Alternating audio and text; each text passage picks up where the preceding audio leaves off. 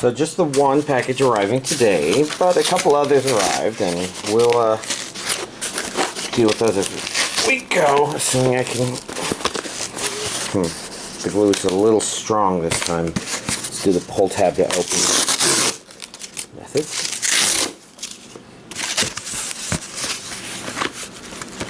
Yep. Sweet. 5 items. And then I guess before we go with this stuff, non-anime stuff, I guess we'll begin with a shout out to Tenyo, who I intended to shout out to last week, but forgot. So I decided to pick up Krampus. Basically, I was looking around Target, this kind of caught my eye, and so reading about it, it's actually struck my attention, and it's actually a very interesting movie. I'll talk about that one a little bit later, but let's, I think we're going to actually begin by going through these. It looks like these two are Log Horizon 2 Collection 1. There. It says Season 2 right there, just as Log Horizon there. Obviously, I haven't watched this, but I think this is probably what I'm going to fire up next, just because it's at the, it meets a lot of, I guess, sorts of stuff that I'm looking for in terms of what I'm going to be watching next. It's dubbed, and I just took a little peek there, and it looks like it's still dubbed. There's a loose disc. But yeah, see, English dub, region A only. This has 2 discs, which has some pretty scenery. And I guess I'm just trying to figure out... Okay, so the DVD version has the same art for discs 1 and 2, and disc 3 is a completely new one.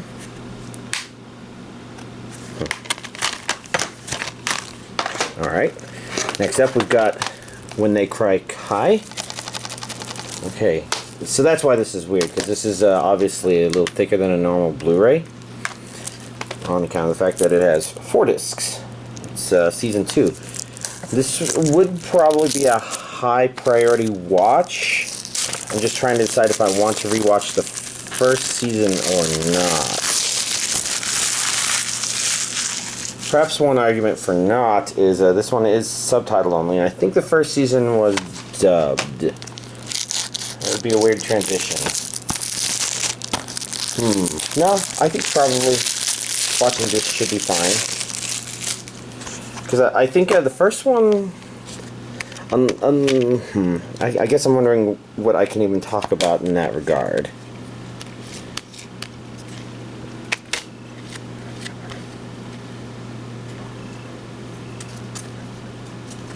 So that's 5 discs. That's 1, 2, 3, 4, 5. Okay.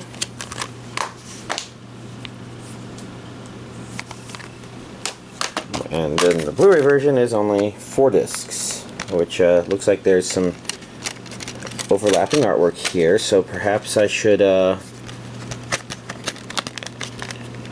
just straighten this so I can get a good look at it. Taking a look in the DVD version, it looks like the last 2 discs are the same, and the first 2 discs are the same, so this one is the DVD only artwork. Interesting. And then I've got One Piece Season 8 Voyage 1, which is nice that it came out so quick. Only a month since the previous release, as opposed to 2 months, which I think is what Season 8 Voyage 2 is going to be. And what has been the usual case. I'm guessing it's because of the season transition. This one goes up to episode 468.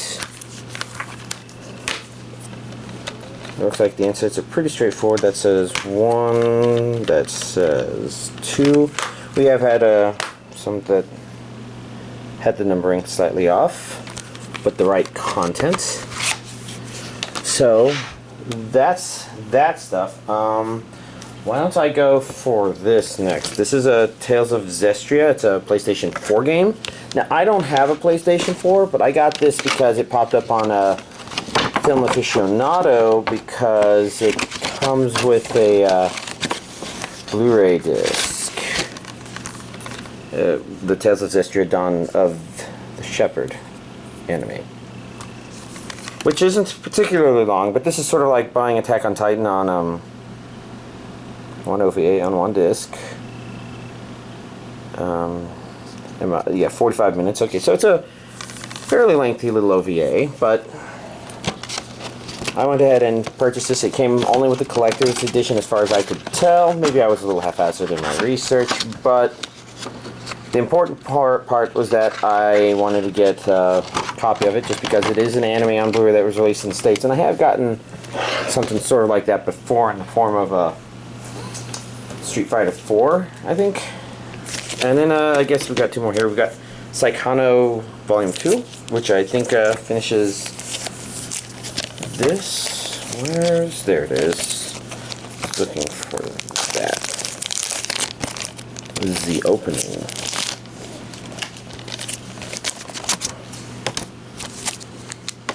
And there's some pretty usual stuff here. The postcards, which I'm being lazy about, the questionnaire, the proof of purchase. Then we've got Volume 2, which has 2 discs in it. Some colorful background. Not entirely sure what the contents of this anime is supposed to be, but I think I'm closer to wanting to watch it. It's more about a question of prioritization right now because obviously I mentioned that Log Horizon is probably what I'm going to do because it's a popular, well-liked series that's also dubbed and simple, straightforward. I don't know. It's a simple, straightforward to fire it up sort of thing. Whereas outside of that, I've got another dubbed option, which was Seraph of the End, I think, from last week, and it looks like that's the entire first season, so maybe that's doable. While Saekano and this have arrived. Your Lie In April Volume 2. So I now have all of Your Lie In April and Saekano, so those are both options. Your Lie In April, obviously, rating a lot higher, like ridiculously high, which has me interested. It's just a matter of do I feel like investing. It's a little not completely printed there, but it's, do I want, and the answer is yes. It's mostly a mood question. Well, I guess the fading out is just a natural way it's something or the other. It looks like this is a soundtrack, because it does say compact disc right there. Okay.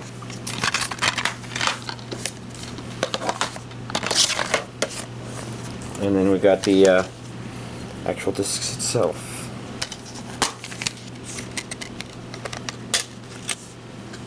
We got staff and English staff.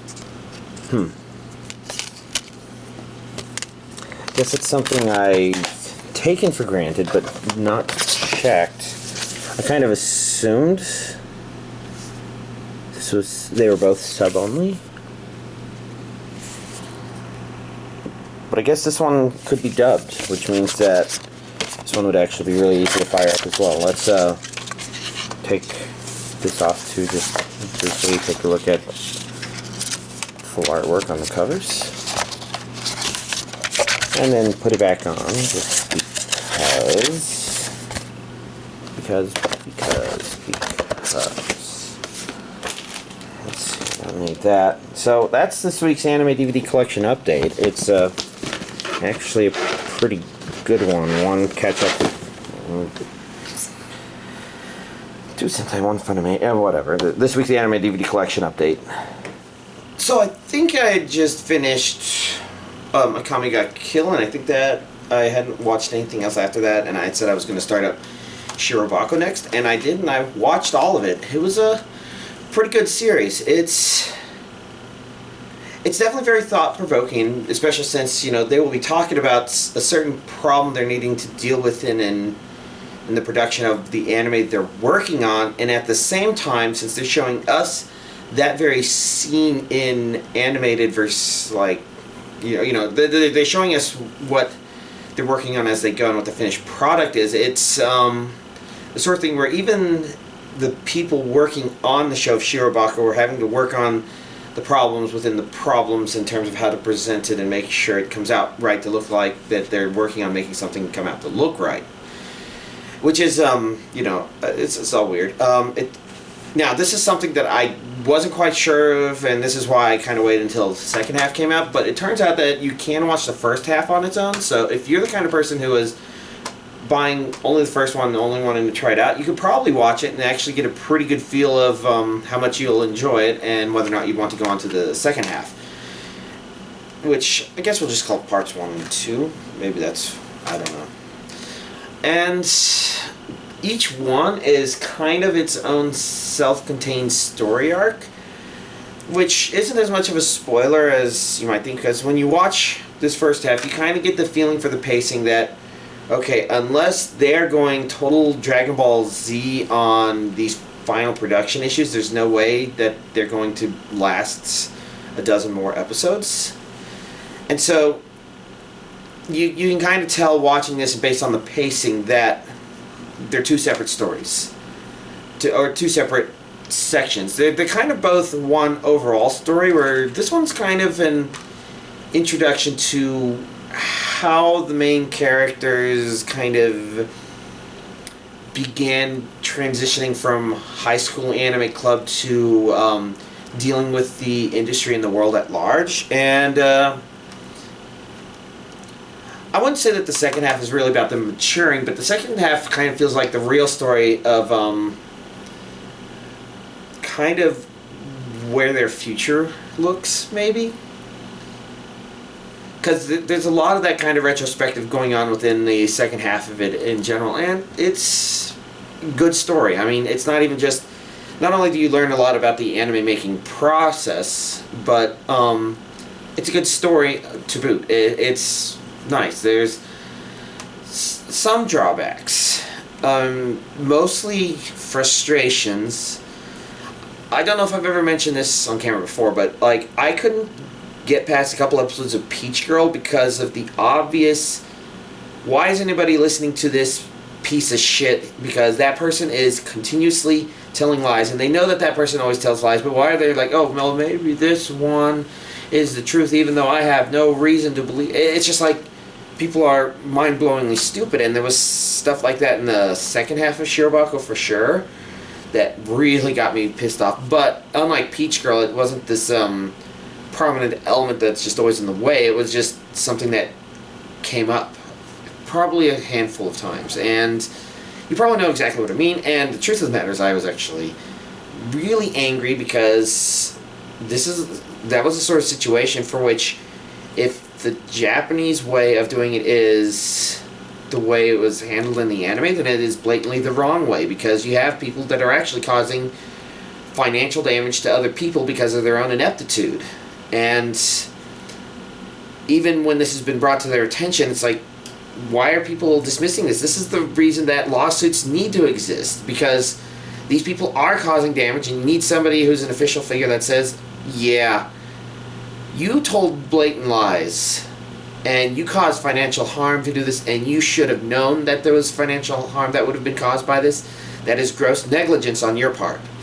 And the even worse thing is that guys higher ups who are tunnel visioning and listening to this guy who's telling pretty blatant and obvious lies. It's like, it was like Peach Girl all over again, except in the industry. And I think that kind of tells about some problem with this, where there's because it's obviously no series is absolutely perfect, and that's one of the things here where I think some of these issues are definitely very real issues that they get hit with. It's just, it was pretty obvious that they were issues being created for the purpose of demonstrating the problem that was way more blatant and straightforward than it would be, where you would definitely have people like this. A really good example was for one of the shows in the second half, when a bunch of people are together and they're talking about candidates for which voice actresses they interviewed are going to be playing which characters in the show that they are making, and it's pretty obvious that there's it's kind of close to a straw man, but it's not exactly a straw man. It's very obvious who's actually thinking about the production, who's got ulterior motives, because they're very black and white about their ulterior motives. And it's not like everything in the show is that black and white, but you can kind of definitely tell when certain elements are being thrown at you like that, where you're like, okay, well, this guy's only trying to hire the prettiest ones because, well, it sounds like he's just making excuses. And it's like, okay, well, how does a person like that even get anywhere in the industry at all, period, unless everybody is just completely inept, period? Because at that point, you're like, even his higher-ups would say, look, we can't even trust you to do the right thing because you're too focused on women as women. We can't keep you around because you're a liability to us, or something like that. It's just... So it had its frustrations, but don't let that turn you off. I'd say if you watch the first half and you like it, you'll know that there's some elements about the second half that can be more infuriating, but it is worth pushing through it and seeing what they do with it, because it's a neat process overall. And I'm not just talking about the animating process, but like kind of the way everything unfolds and works. It's quite a bit easier to appreciate, and I don't know, it was actually a good watch. I'm glad I watched it. Of course, I think aren't they starting to work on a second season or something like that? I'll figure that out whenever that comes out. As it is, these two actually stand out pretty well on their own, so it'll be interesting to see where it goes from there. So, after that I watched Tokyo Ghoul Route, which is the second season of the anime, and this one was not based on manga content, as I understand it, and so I understand it's got some reaction from the community based along that. I don't know if it means that it deviated completely from the manga or whatnot, but all in all, I can kind of understand. It's strange. It's not bad or unwatchable by any means. It's just the sort of thing where it's hard to tell how much of my problems with it were not remembering everything about the first season too well versus where the first season left off. I kind of forgot it had left off in that way, where it felt like something had just kind of completed with the first season, but really it was in the middle of something, and that reason for it being in the middle was kind of why I guess I felt lost when I started this. And I think it also didn't feel like there was very clear direction on what it wanted to be per se, but I think some of that may actually come from just the way the first season was handled, where Parasite is a really good anime to contrast to Tokyo Ghoul, because Parasite seems to have a much better idea of how it wants the flows, and while it does deal with these two separate elements of, okay, so our main character is not entirely human anymore because, you know, here he's become a ghoul, and there it's because his right hand is a little parasite thingy.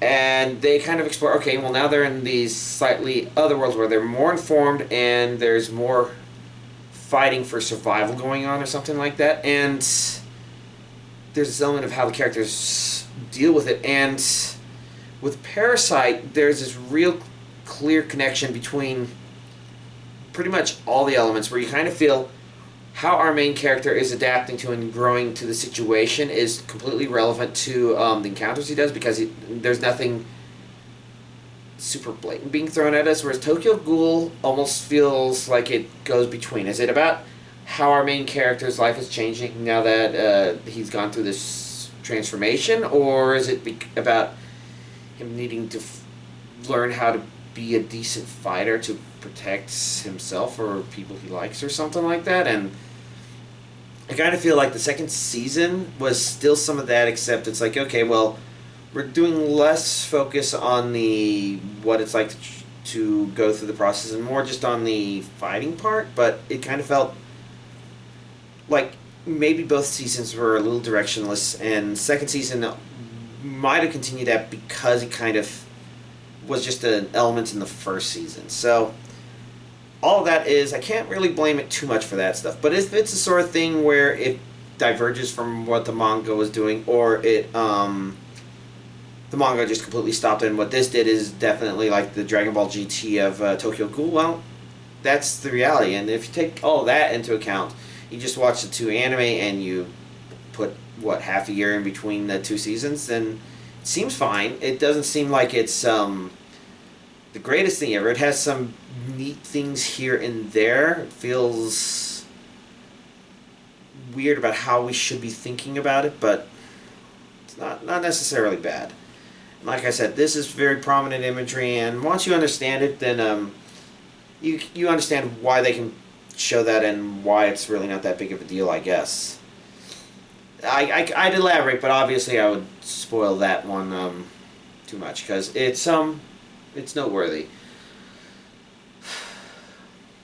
But yeah, that's it. It was okay.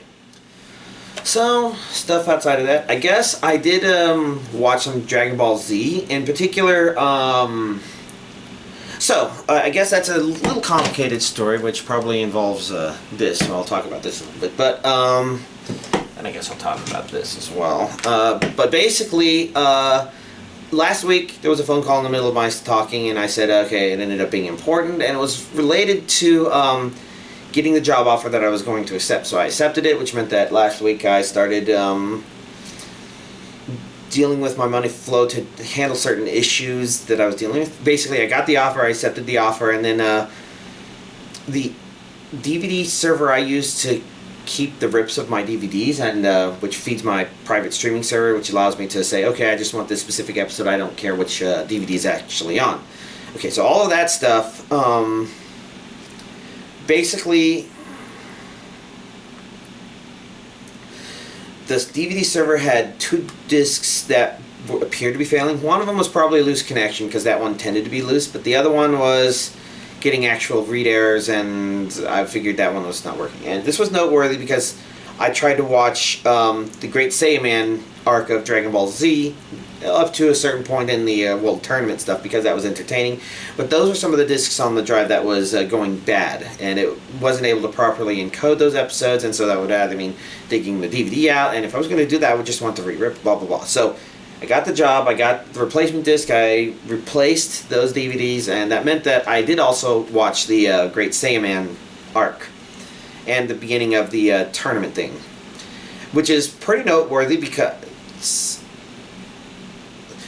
I think a lot of people who might have watched Dragon Ball Z might not have gone on to Buu Saga stuff, but I think they're only a couple of episodes from starting it, regardless of whether or not they thought they were going to, because there's absolutely no denying it. It's some of the funnest, not worrying about the superpower stuff, fighting, oh, we need to train, go to the next level, sort of stuff. It's taking a step back and just enjoying the kind of absurdity of the characters that they've created. And it begins with Gohan, high school age, going to a high school in a city, which is got fun stuff. And then, of course, their Great Saiyaman stuff is, he doesn't want people to know that he's so ridiculously powerful he can sneeze and destroy the earth, just because it makes conversation with friends awkward, I guess, and blah, blah, blah, blah, blah. And the tournament was fun, and it's fun stuff. And so since I got the anime server, DVD server working such that I could properly encode those episodes and watch them, I did watch those as well. But I don't want to dig the DVD out to say, yeah, I did that officially, because that's all about, saying oh yeah, I got the next job lined up, and, I guess I was going to show the Samsung Galaxy S7. I upgraded from dumb phone to smartphone that day. It's been an interesting transition. Transitioning is still happening. A lot of this is because of the laptop. My previous 2 jobs have been jobs where the developers had their own laptops, and yeah, okay, people just brought their laptop, and I just lived off the laptop because I didn't need a smartphone to keep communicating. I could just fire up Skype and AIM and Gmail and, just all that stuff in one place. And this new job is very finance heavy, so it's my understanding that's not allowed, but I'm guessing people there still keep in contact with friends and family, and that would be through the smartphone stuff, so it's time to transition as far as I'm concerned. And then there's Krumpus, which of course you've seen me Krampus, which you of course have seen me holding in my hand talking about this, because this is obviously part of the lead up, and this was all why the Tales of Zestria thing was there, is because my finances are a little freer to explore and figure out this stuff. And you know, while I was at Target looking at stuff, Krampus was there, and I looked at it, I'm like, hey, you know, I'm actually kind of curious about this, especially when I looked it up online. It doesn't score super spectacularly, and I think that's understandable, but at the same time, it sounded like what people had to say about it made me curious. And so, for me, watching it was interesting because it was in some weird in-between place where it didn't feel campy, but it felt like the presentation was ridiculously campy. I would actually list Tremors as kind of an example, because the first two Tremors, it's kind of campy in concept, but in practice and execution it's not that. It actually works out pretty well. You kind of feel like it's a silly idea, but it's a scary silly idea, and I kind of feel like that summarizes this. It's like it's in this weird point. The family didn't really feel like a real family, like they had elements introduced, but they didn't feel like they didn't work, and they felt like they actually worked in the context of the movie as a whole. Like, they didn't really drag it down into campy status for some reason. And it's interesting because the entire movie was kind of like that. I know some people talked about Gremlins, but Gremlins is definitely on the funnier side than what I'd say this one was, whereas this one played with it, but I'd say it was slightly less comedic, maybe even than Tremors. Or maybe the humor just didn't work out as well, but it worked out well. And as some people point out, it's been the kind of horror movie that we've really needed for Christmas, because the original story of St. Nicholas had an evil companion called Krampus that was just this demon thingy that punished bad children. So St. Nicholas was rewarding good children, Krampus was punishing bad children, and you kind of wonder why there hasn't been more Christmassy horror movies based on that. Instead, we've got things like Gremlins, or, well, I guess Die Hard really isn't a horror movie per se, but, you know, you have weird Christmas movies like that, and nobody, or very few people actually exploring this, and I thought it was interesting. There's some parts that are nonsensical. One example, this is something, regarding Krampus, you kind of pick up that the grandmother, who doesn't speak English, understands something is afoot, and she seems to be doing something that's making it where the situation is kept in check, possibly. But when she tells her backstory, you begin to realize there's absolutely no reason she would be able to know any of that whatsoever. So it's a weird inconsistency there, and there's little things like that here and there, but for some reason they don't drag the movie down. It's it kind of keeps you interested and curious, or at least it kept me interested and curious, and I thought it was actually neat and good in that regard. Other non-anime stuff, let's see, of course there was X-Men Apocalypse. Unfortunately it was only okay. It's definitely not as bad as X-Men The Last Stand, but it's not as good as some of the other movies. Part of it is it kind of felt like the writers sort of wrote themselves into a corner. Maybe it was a corner they intended to write themselves into, where the way to correct it is to basically revisit an element in X3 The Last Stand, but like I mentioned last time, it kind of understands why they would want to go that direction, because apparently X1 and X2 were under the control of people who liked it, and X3 was under the control of somebody who didn't like it, and X-Men Apocalypse ended up being after Days of Future Past, when Days of Future Past cleaned up the timeline, allows them to try and properly revisit these concepts. And so I think the goal there was to kind of revisit these concepts to say, this is something we're going to cover maybe in the next movie or something. I don't know. I didn't really see what the next movie was going to be. But yeah, I guess the real issue with it was Apocalypse. Like, he was an okay bad guy, but he didn't feel like an Apocalypse. He just felt like, I mean, he kind of subtly felt like it, but he didn't have what I was talking to you about this looming danger that maybe doesn't feel that dangerous until you try to directly engage it, per se. And there's just little things that kind of hamper it. One of those examples is the